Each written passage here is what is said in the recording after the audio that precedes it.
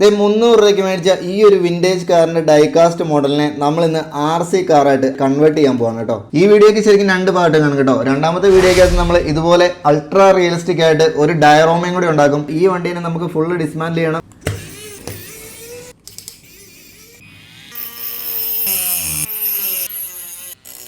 നമുക്ക് ആവശ്യമില്ലാത്ത കുറച്ച് പാർട്സ് കട്ട് ചെയ്തെടുത്തിട്ടുണ്ട്.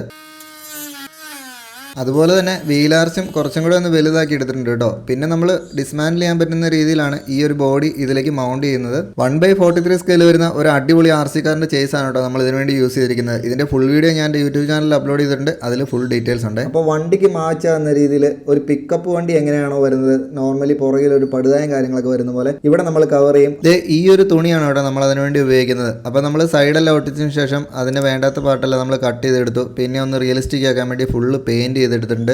അതിനുശേഷം നമ്മളിത് കയറ് പോലെ വരുന്ന ഈ ഒരു സാധനം കൂടെ ഒട്ടിച്ചിട്ടുണ്ട്.